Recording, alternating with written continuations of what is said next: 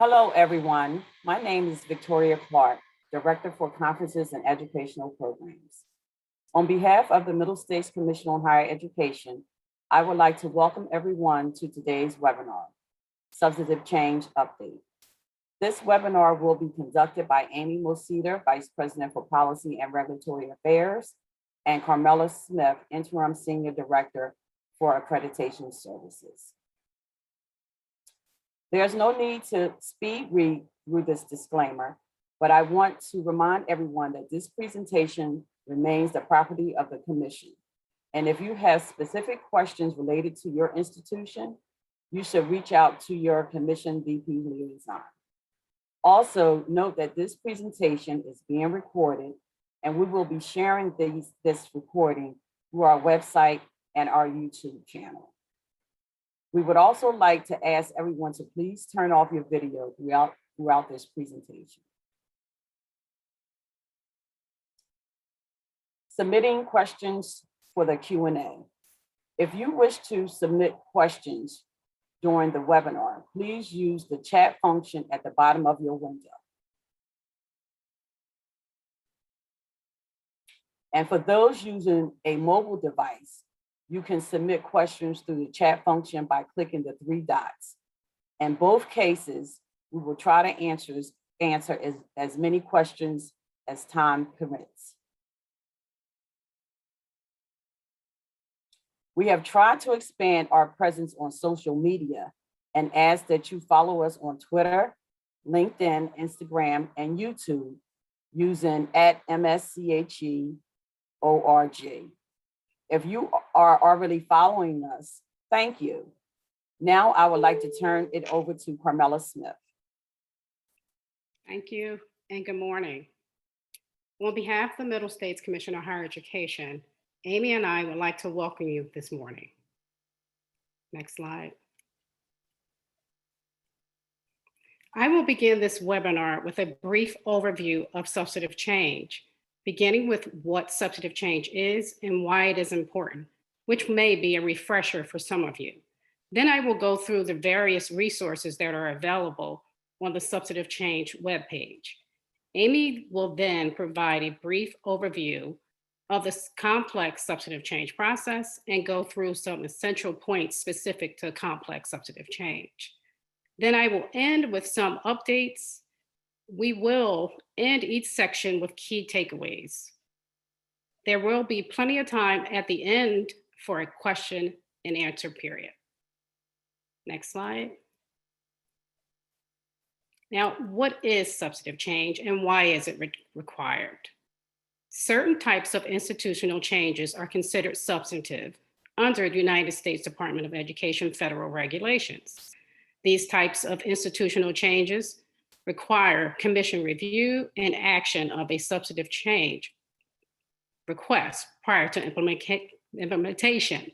It is important to mention that the changes designated as substantive change are not included in the institution's scope of candidate or accreditation status.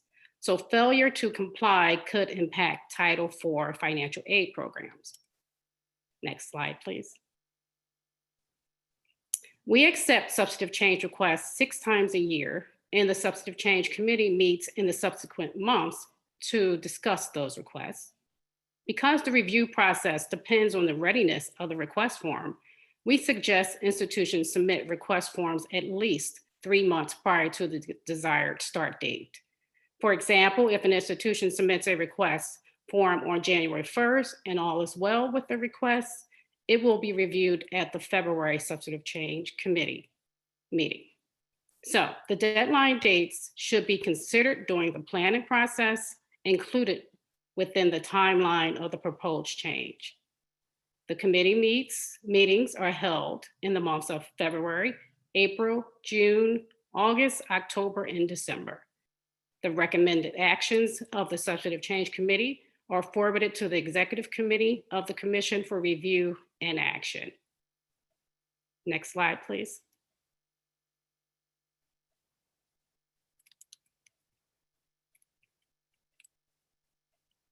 Next slide. Okay, thank you. The substantive change review process begins when the institution uploads a completed request form in the portal. Please note that if your institution is currently in a non-compliant status, for example, you're in warning, probation, or show cause, or you're subject to an adverse action, your institution will also prepare a brief but persuasive justification for why the substantive change request should be considered.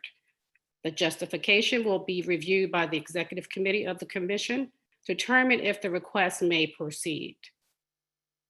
The schedule for review for these institutions will be delayed because of this extra step.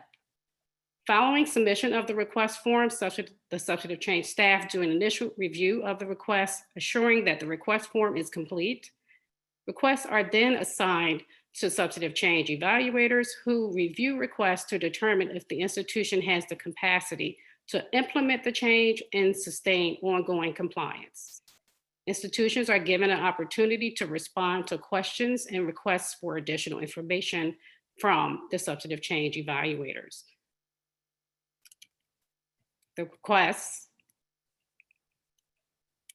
are then discussed and voted on at a substantive change committee meeting. The recommended action from the committee are forwarded to the executive committee, who make the final action decision. Institutions then receive an action notification. Action notification should be read thoroughly because there could be a possible follow-up required. Next slide, please.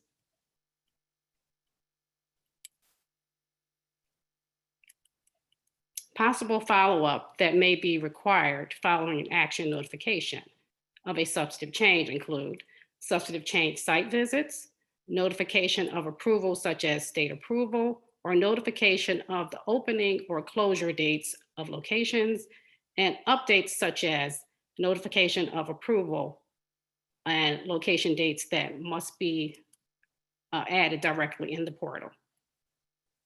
Next slide, please. The Accreditation Liaison Officer, AKA ALO, play a huge role in the substantive change process, and not just the review process. The ALO must be aware of institutional changes at the institution that are considered substantive. So the ALO should participate in the communication and planning process within the institution regarding potential changes that could be considered substantive change. The ALO is also responsible for verifying the information that is on the institution's in the institution's portal and on the MSCHE website. The ALO submits the substantive change request forms and responds to questions and requests for additional information. The ALO is also responsible for viewing action notifications and respond to required follow-up requests. Next slide, please. Thank you. Substantive change has policies, procedures, and guidelines. The substantive change policy was designed to address federal regulatory requirements and govern the actions of the commission, staff, peer evaluators, and member institutions. The policy is accompanied by procedures that give you a beginning to end description of the substantive change process, and the guideline provides definitions for each of the substantive change types and also includes examples of case scenarios. The substantive change policy, procedures, and guidelines are located on the commission website under policies. Always download from the website to make sure you have the most recent version. Next slide, please. Thank you.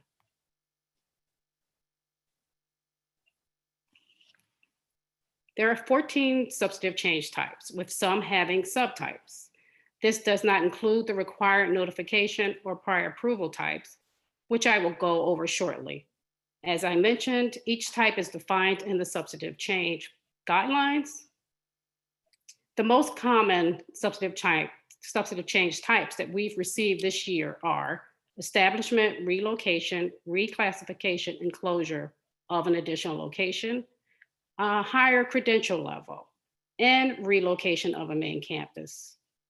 And if you're not sure if your change is considered substantive, please reach out to the substantive change staff or to your commission vice president liaison. Next slide, please. Institutions must submit required notifications or prior approvals for changes initiated after July 1st, 2020 for the following types: change in existing programs method of delivery, aggregate change of 25% or more of a program's curriculum, customized pathway or modified programs, entering into written arrangements that are between 1 to 24% of the educational program. The method for submission depends on the accreditation status of the institution. So you need to determine if your institution is required to submit a required notification or prior approval. Next slide, please. Now, how do you determine if your institution should submit a required notification or prior approval? Institutions that have not had any non-compliance actions, which includes an issued or continued warning, probation, or show cause in the past 3 years, or is not under a provisional certification for participation in Title IV HEA programs. Approval of the change is not required before implementation, but institutions should report each program within 30 days of the start or launch of the program. These institutions submit required notifications directly in the institution portal, and no fee is required. In contrast, institutions must submit a prior approval request form if it has been subject to a non-compliance action by the commission in the past 3 years, and this includes, again, issued or continued warning, probation, or show cause, or is under a provisional certification for participation in Title IV HEA programs. Approval is required before implementation, and these institutions go through the regular substantive change review process with a fee of $200. Next slide, please. Okay, to conclude this section, here are a few key takeaways. 1, be familiar with the submission deadline dates of the substantive change request forms. This is important during the planning process as you develop your timeline and an anticipated start date of the proposed change. 2, submit thorough and complete substantive change requests to avoid a deadline in the review process. And 3, institutions are currently in a non-compliant status, for example, warning, probation, or show cause, or subject to an adverse action, will have to prepare a justification for why the substantive change request should be considered. And 4, understand the ALO role. ALOs play a huge role in the planning, reporting, and submission process for substantive change. 5, familiarize yourself with the substantive change policy, procedures, guidelines, and forms. The procedures list the steps involved in the process, and the guidelines have definitions and case scenarios of the types of change. All can be found on the MSCHE website under policies. 6, understand the types of substantive change. And lastly, understand the difference between required notifications and prior approvals in the submission process for each. Next slide, please. Thank you. The MSCHE website has a dedicated section for substantive change that includes the deadline dates, submitting a substantive change request forms, instructions on how to submit a substantive change request, information on the required notifications and prior approvals, and information on how to submit a lower credential level, peer evaluator review forms, and a list of related resources. Next slide, please. The steps for submitting a substantive change request are outlined. The first step is to download and complete the correct substantive change request form from the web page. If you are not sure your change is considered substantive, please reach out to your Vice President Liaison. Next slide, please. You are looking at a snapshot of a section on the substantive change webpage labeled substantive change types and request forms. It includes a chart that lists the types of substantive change, direct links to the request forms, the fees associated with each type, and whether a visit is required for that type of change.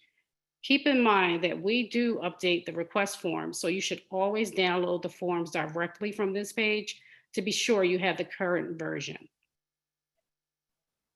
Next slide. Under the tab Required Notifications and Prior Approval, you will find the information I just discussed. It lists the types, the submission process and related costs, and direct links to the prior approval request forms. A link is provided for each of the 4 types. Next slide.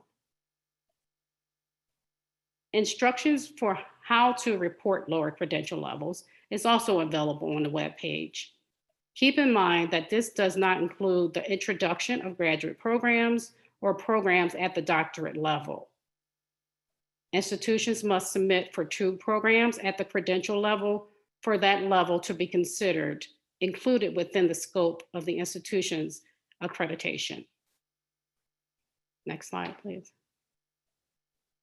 Substantive change review forms for peer evaluators must be downloaded directly from this page. Institutions have access to these forms as well. So if you would like to see the form substantive change peer evaluators have to complete, you can do so. Next slide. And finally, you will find a list of resources that are available in the policies, procedures, and guidelines sections of the MSCHE website related to substantive change. Next slide. So to conclude this section, here are a few key takeaways. Use the substantive change webpage to obtain information related to substantive change. Understand the steps involved on how to submit substantive change requests. Substantive change request forms must be downloaded directly from the substantive change webpage to make certain that you have the correct and most recent form.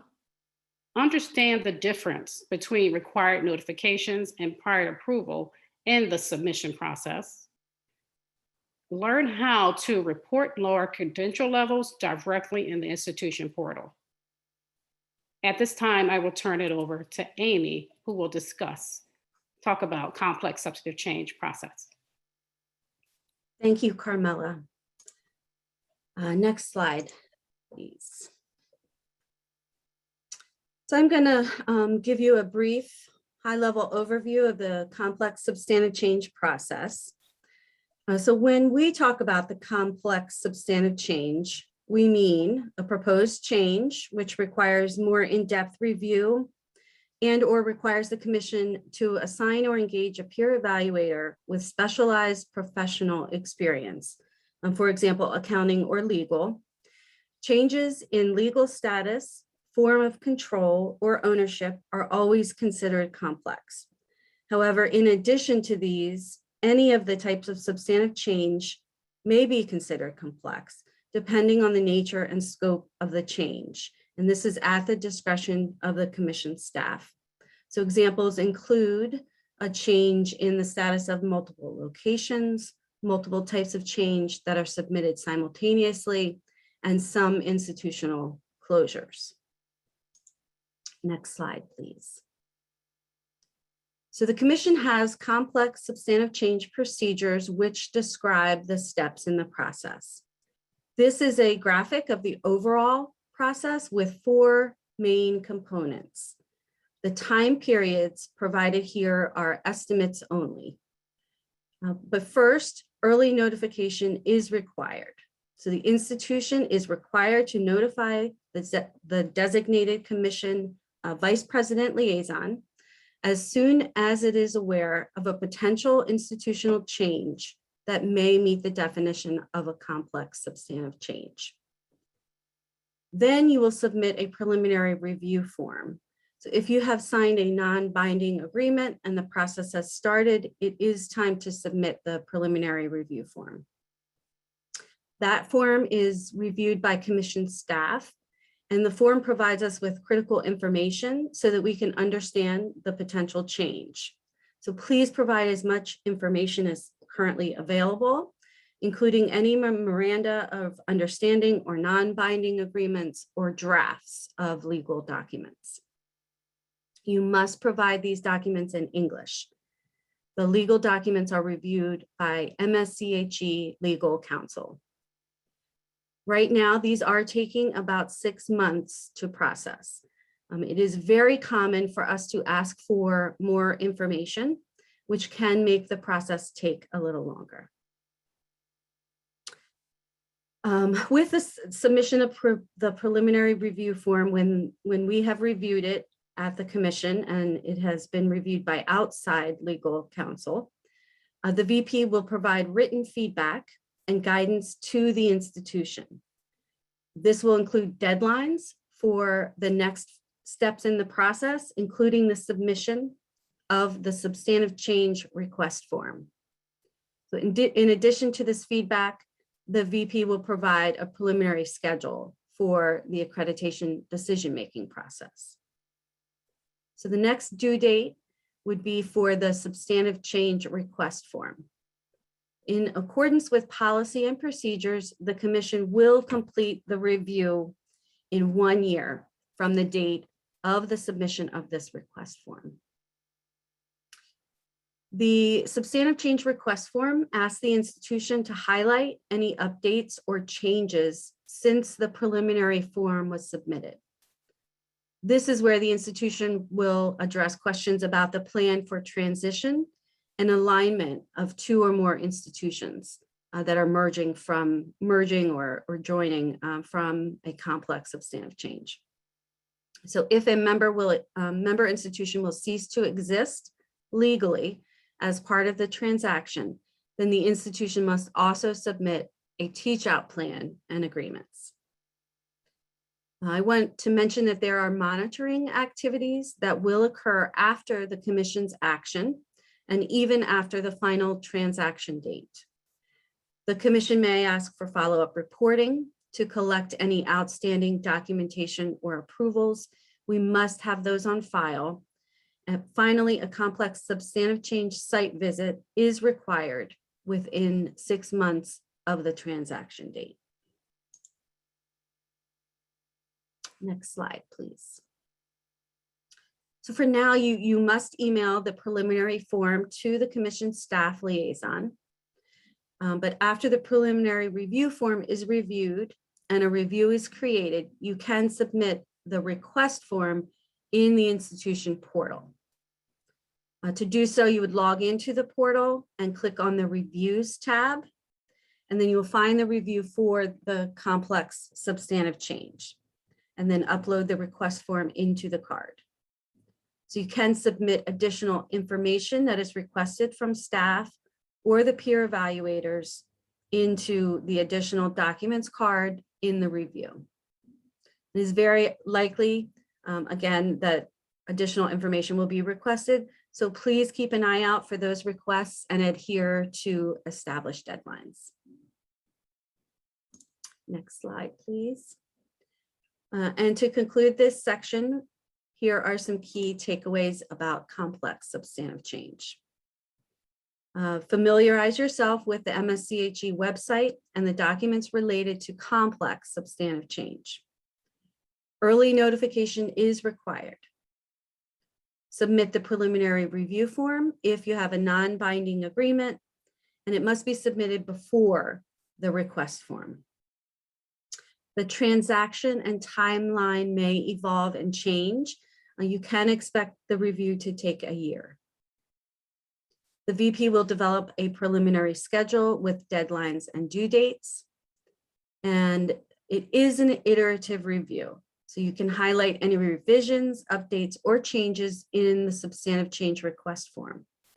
You will continue to refine how you will implement this transition in alignment with commission standards and requirements. And finally, expect ongoing monitoring activities. The institution must submit any outstanding documentation or required approvals, and a complex substantive change site visit is required within 6 months of the final transaction date. And now I will turn it back to Carmela for some recent updates. Thank you, Amy. Now let's discuss the recent changes and updates related to substantive change. To start, updated substantive change request forms are available on the webpage. There has been some changes to distance education requirements, changes to the written arrangements, review process, changes related to prior approval fee and request form, and finally, there is an update on action notifications. Next slide, please. For those of you that do not know, substantive change request forms are revised on an annual basis, but there are requirements change. But if there are requirement changes, then there can be revisions made more than once a year. So as I mentioned earlier, always download your forms from the website to make certain you have the most recent version.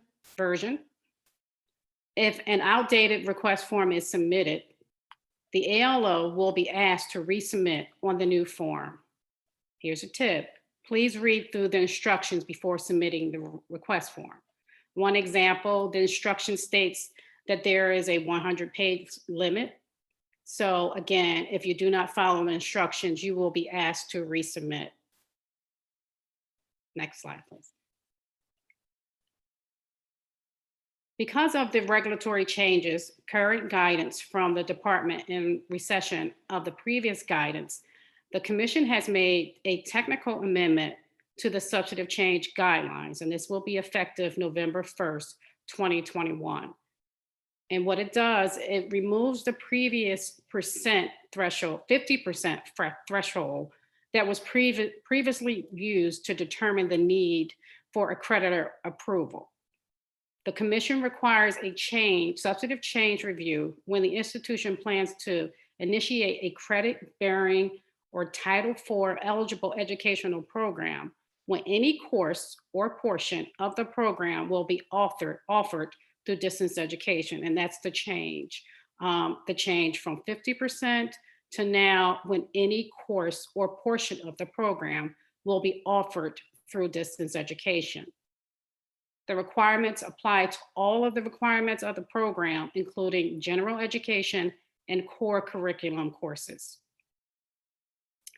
We revised the alternative delivery method request form, which will be available on the substantive change web page on November 1st.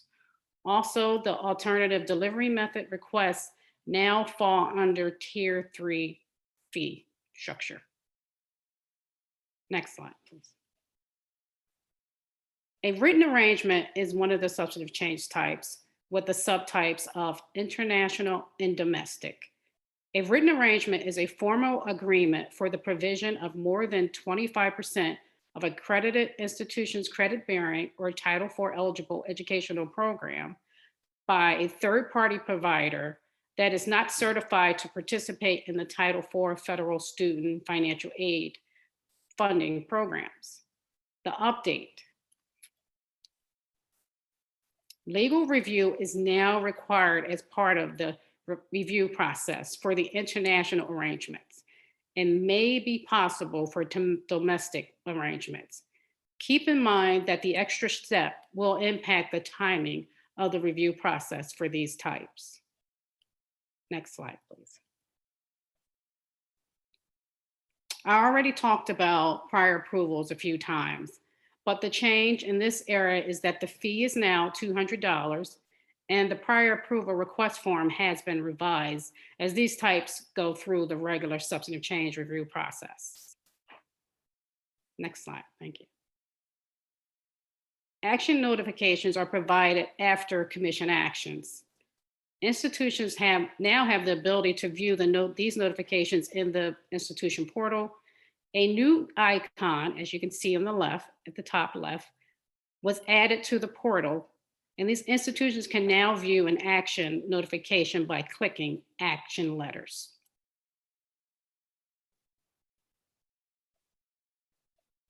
Thank you. To conclude this section, here are a few key takeaways. it is definitely worth repeating that you should always download forms from the Substantive Change web page. Also, be sure to read the instructions to avoid the need to resubmit a request. Understand the new distance education requirements. This change will impact those institutions that do not currently have MSCHE approval for distance education and are offering courses via the alternate mode.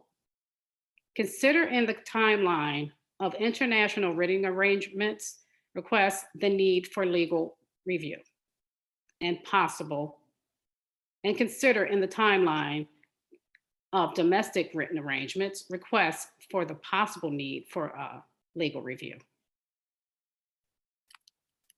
Recognize the change in the prior approval fee and request form. And lastly, know where to find action notifications in the portal. Next slide, please. And now we have time for questions, and I'll just check the questions in the chat. And if you have a question, you can type your questions in the chat, please.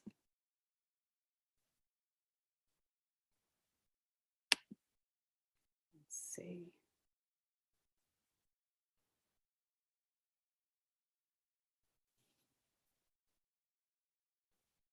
So I have a question here. The question is the ALO a person within our institution, or is it MSCHE? And ALO is a person at your institution that has been designated the person to handle the accreditation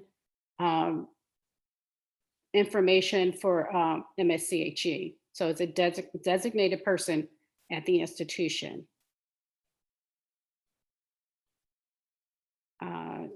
The next question is, I'll go back to that. And one question we have here, would an update to an institution's strategic plan be considered a substantive change generally? It depends, not just an update to the strategic plan, but if you're planning and your plan is the plan to make some sort of change, that would be considered a substantive change. So I guess it just depends on in your plan, are you changing, are you adding new credential levels, for example? Are you changing your mission? So it depends on what's in your strategic plan, if it will be considered a substantive change.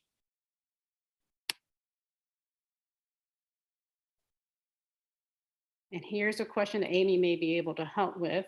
So to confirm, if our institution enters into a master services agreement, that's a legal arrangement, to create a new program of study, this is considered a complex substantive change. Do you need me to repeat that, Amy? No, I got it. No, that is not a complex substantive change, but that would likely be considered a written arrangement. So it is still a substantive change. Complex substantive changes are changes in legal status or ownership. And as I mentioned, some changes can be considered complex if there are multiple changes at one time, or some institutional closures because of the nature of the closure could be considered complex. But no, that sounds more like a written arrangement for a program of study. The complex substantive changes are more about at the institutional level, and they are more about changes in governance, changes in legal status. Okay, thank you, Amy. So it looks like we have a few questions about distance ed. So let's see. We can go back to that slide just a moment. But the change in distance ed, the requirement is that in the past, it was 50% or more of a program being offered via online would be considered a distance education. The new change is if you have any courses in its entirety that's being delivered online or through distance education, it will be considered a required substantive change. So the change is if now it's no longer looking at 50% or more, we're looking at if you're offering a course in its entirety. And this is changes basically for those institutions that currently do not have MSCHE approval. So if you already approved for distance education, that's just a change that you do not have to worry about.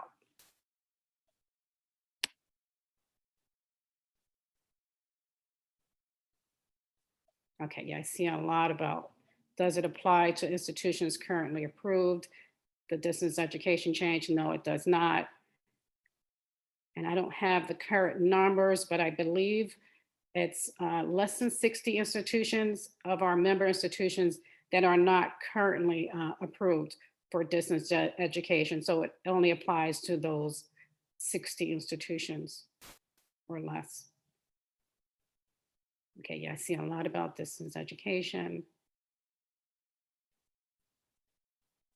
Is a revision of the general education component considered a substantive change? No, revision to your general education, no, that would not be considered a substantive change.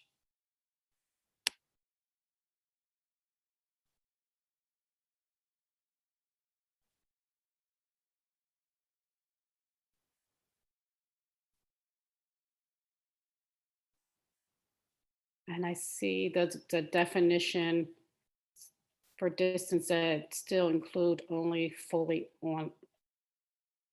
remote delivery. And what about hybrid? So again, if it's a course that you're offering fully online, then that would be considered distance education. But if it's a course that's considered hybrid, where you have some online and some in class, then it's not considered distance education.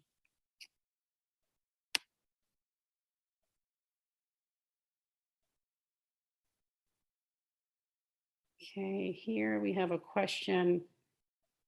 If we offer a certificate at a high school, but we never intend that high school to be a branch campus, is that additional location or instructional site? It depends on what percentage of the program that will be offered at the location to determine if it's an additional location or instructional site. If you're offering, or if the plan is to offer 50% or more of the program, it will be considered an additional location. 49% or less, it will be considered another instructional site. Here's another question about distance education. If we are already approved to offer distance education, and okay.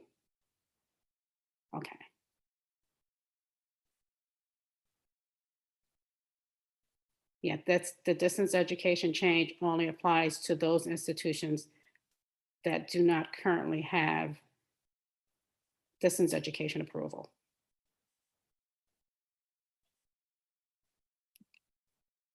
Why will commission? Okay, and I do see a question here. It says, why will the commission not review domestic written arrangements when the third party provider provide more than 50% of the program? That's a regulatory requirement. We are not, Amy might want to help me with this one, but we're not able to accept when those applications are 50% or more. I don't know if you want to add a little more to that, Amy. Yeah, that's correct. It's a regulatory requirement and it is not permitted. Yeah, okay. Let's see if is dual enrollment considered a substantive change?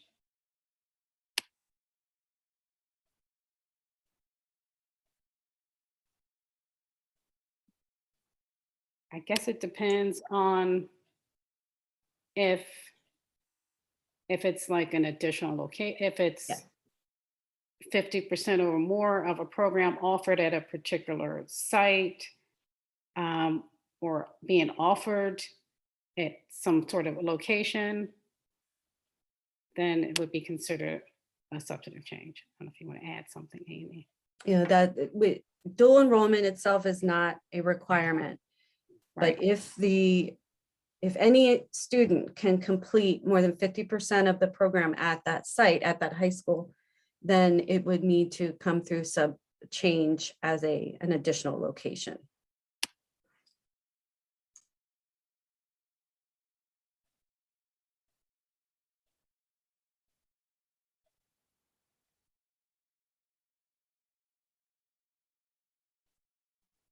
Okay, so we do have a question here that says, we have been offering distance education for many years and have New York State education approval. Do we also need to register these programs with MSCHE? It's possible, if you're already approved to offer distance education, and you may be, let's say, converting an existing face-to-face program to a distance education program, then you would have to either submit a required notification or a prior approval. And that change is under the change in existing programs method of delivery. That's the number 1 under the required notifications and prior approval. If you want to see the definition or if that program fits into that particular case. Amy, did you want to add? Just to add, this is for anything, a program that is converted after July 1, 2020. It is not retroactive. July 1, 2020 was the new regulatory changes. It started then that we accreditors are now required to require our institutions to submit, to either notify us or to go through the prior approval process for converting a program, converting the delivery method of a program. But this is not, you don't have to go back in time. It is a change if you were to convert a program from here on out, and that started July 1, 2020. Okay. So we have a question here. It said, if our institution wishes to submit a substantive change in which more than one program is offering at least one course remotely, do we need to complete a substantive change for every affected program or just one? You would just have to submit for one. Okay.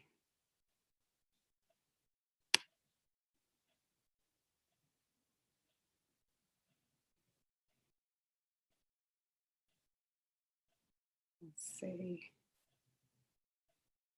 Yeah, again, for those institutions who are already approved for distance education, that does not apply to you, that the requirement change.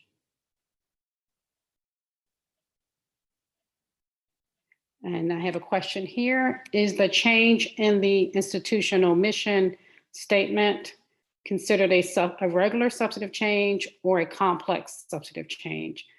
Change in the mission is considered a regular substantive change, not just a change in your mission statement, but if you're actually changing your mission of the institution, not a change in the mission. If you're just changing a few words in your mission statement, that would not be considered a substantive change.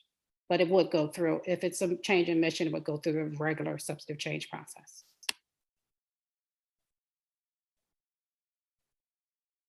Okay, yes, thank you. I was told to remind you all that the AL, if you're not sure who your ALO is, that you can find that on the institution's SAS on your website, on our website. So we did have a question earlier about the ALO. So if you're not sure, please check the SAS on our website.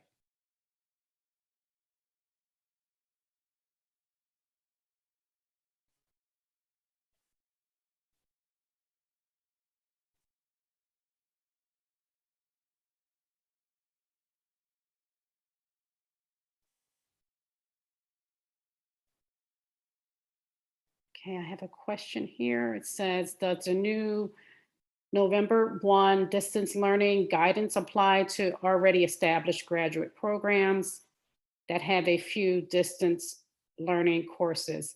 So if your institution is not currently approved to offer distance education and you're offering a course in via distance education, you would have to go through the substantive change process.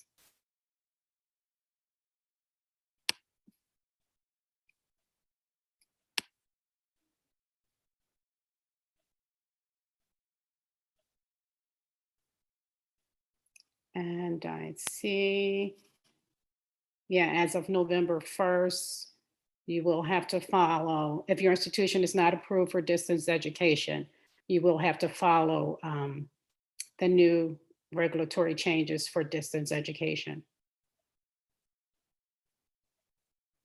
And the new form will be available again on November 1st for those institutions.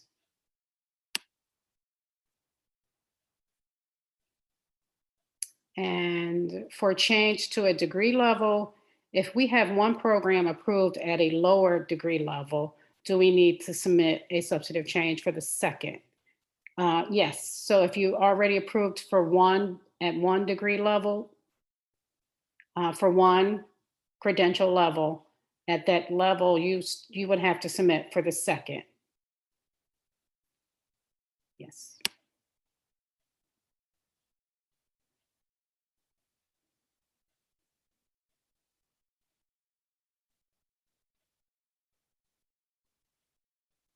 Not sure.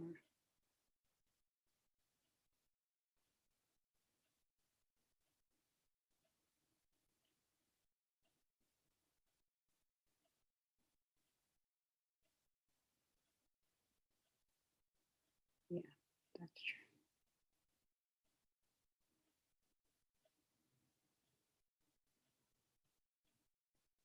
Yeah, so I'll just reiterate that to clarify, hybrids are not considered distance learning.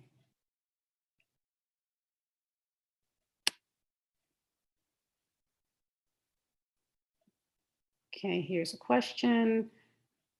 If an institution is already approved at the master's level and intends to add a new master's offering, is a substantive change required? So if you're already approved for the master's level and you've already been approved for 2 programs, then you would not have to submit a substantive change request. But if you've only been approved for 1 master's program, then you would have to submit for the second.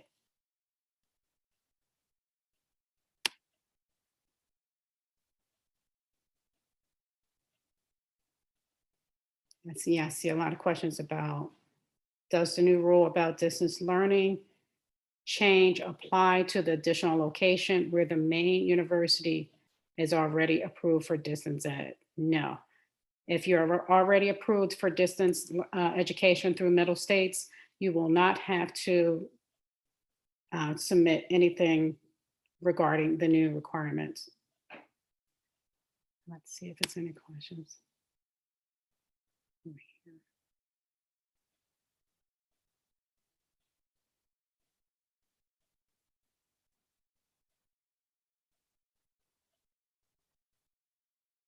Okay, if our institution wishes to submit a substantive change in which more than one program is offering at least one course remotely, do we need to complete a substantive change for every affected program or just one? You just need to submit for the one.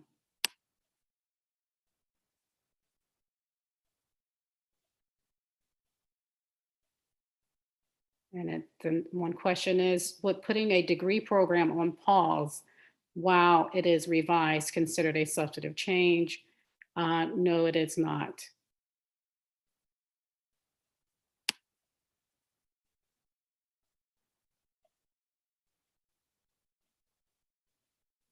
Here's a question. Are written agreements with OPMs to create programs or move programs online considered substantive change? Or does a substantive change require the provision of instruction?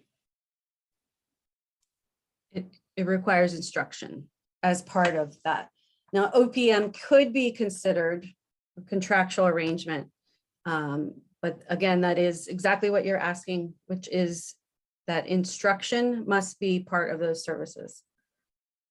So we understand OPMs provide a wide variety, and sometimes it's just the technical infrastructure or helping the institution get programs online.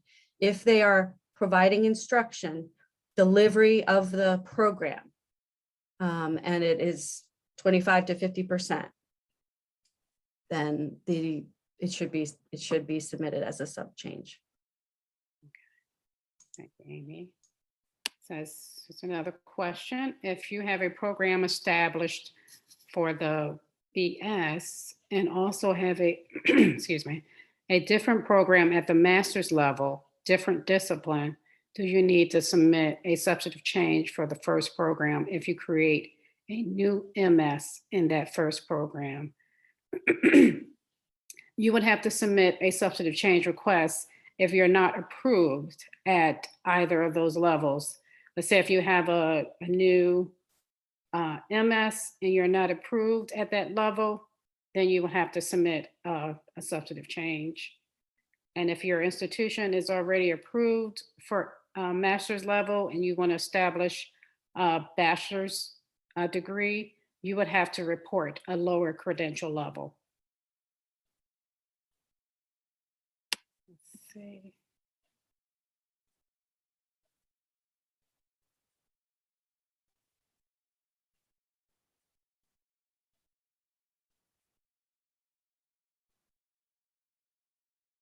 Okay, we said it. If already approved for a master's degree level, does a second master's degree, master program require notification or substantive change? So if you've already approved for one master's program, you would need to go through the substantive change committee for the second program. So you need to have two programs for that credential level to be considered included within the scope of your accreditation.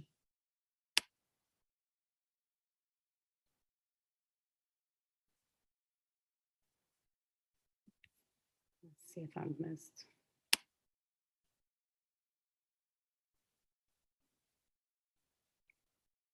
So here's a question. So if an institution wishes to launch a new program wherein the first 4 years of a health profession program, that is a pre-professional phase, will be offered at the institution, and the remaining 3 years of the program, professional phase, will be offered at a partner. This is kind of, I would recommend for that question that you reach out to your VP liaison, because it could be some more additional questions or more layers to that question in that scenario. I'm sorry, I think it makes sense because I think it's going to be, I will have more questions. So I think it's best if you reach out to your VP liaison for that question.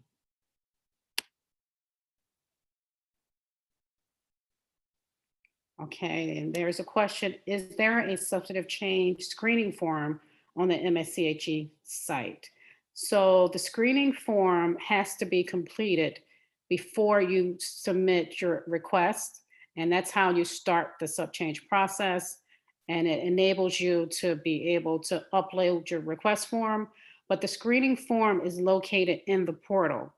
And so if you're an ALO or a CEO, you'll have access to the portal. Not everyone have access to the institution's portal. Oh, thank you, Amy. And here's a question, are MA, MS, a Master's in Education, MFA considered different degree levels, or would all types be master's degrees? Yes, they will all be considered master's degrees. And if you've already been approved for the first two, then your institution will be considered approved for the master's degree level, and you will not need to submit a sub change.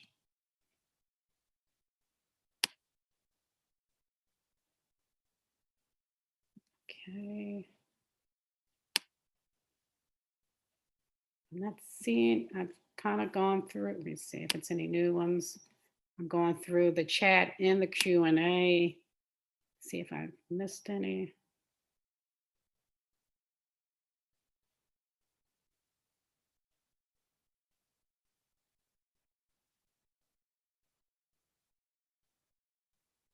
I'm not seeing any.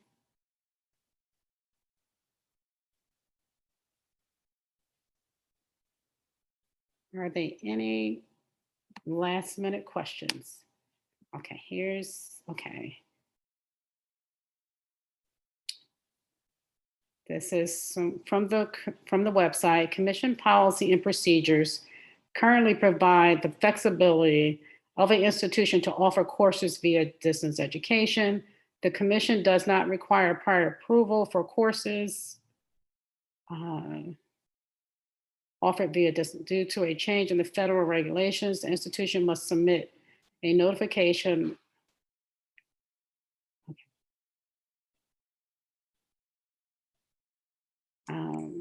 Wait a minute, I don't see the question here. So that someone has pulled some information. I believe that's from our FAQs. Yeah, I was trying to see if there was a Distance question. ed. This seems to imply the 50% mark is still active. Yeah, They will be up. The FAQs will be updated by the end of this week. yeah. So effective November 1st. That. So yeah, so the requirement change for distance education is effective November 1st. You'll see we'll have new guidelines. The substantive change guidelines will be updated.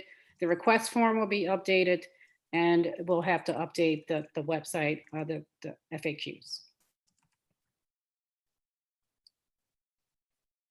So Carmen, if you can you go back to the distance education slide? Like we have a few minutes.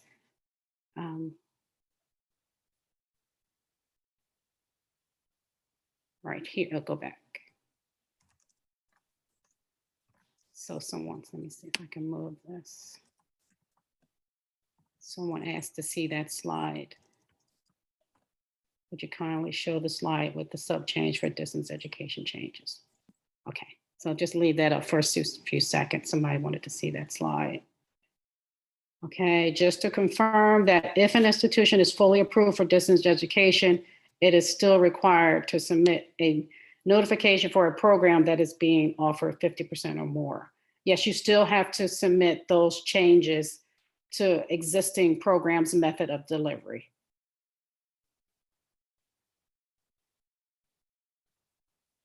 Okay. All right, we have one more minute and see if we have one more question. No more questions. I'm not seeing.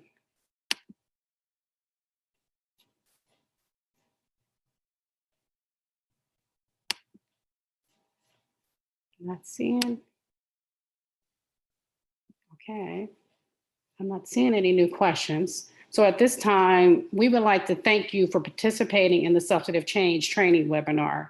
As always, we would love to hear your feedback. So please complete the survey you will be receiving in your email and let us know if you have any suggestions or comments. We look forward to bringing you even more events like this in the future, and we would greatly appreciate your feedback so that we can be sure that future events meet your needs. If you think of any questions after this event, please contact us at substantivechange@msche.org, or you can contact your institution's Vice President Liaison. Thank you.